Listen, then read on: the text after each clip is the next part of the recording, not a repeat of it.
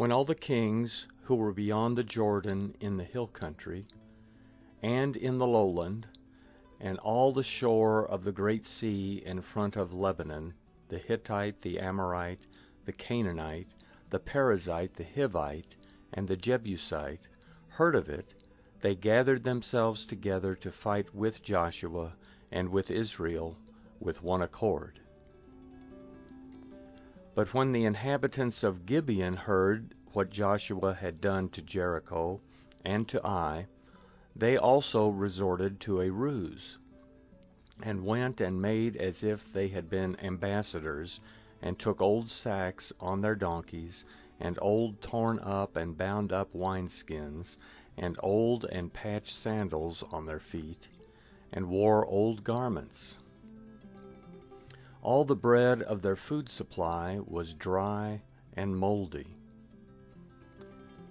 They went to Joshua at the camp at Gilgal, and said to him and to the men of Israel, "We have come from a far country.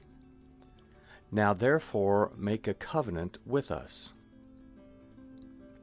The men of Israel said to the Hivites, "What if you live among us? How could we make a covenant with you?" They said to Joshua, "We are your servants."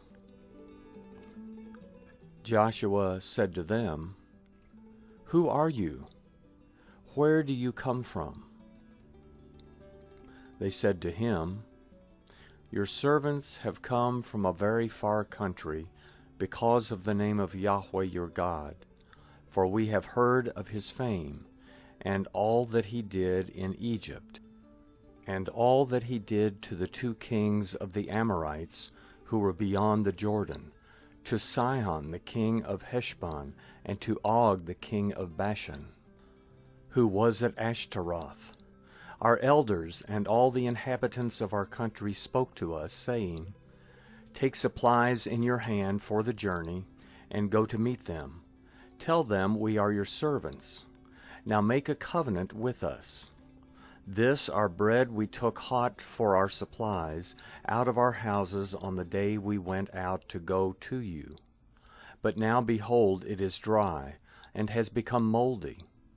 These wineskins which we filled were new, and behold, they are torn. These our garments and our sandals have become old because of the very long journey.'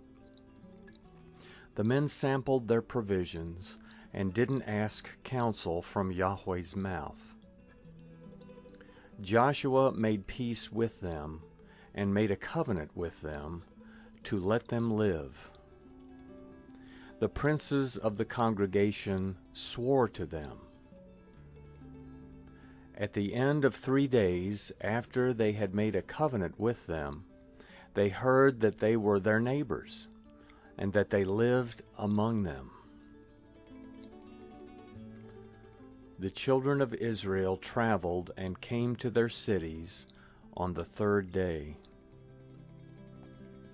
Now their cities were Gibeon, Chephirah, Beeroth, and Kiriath Jearim.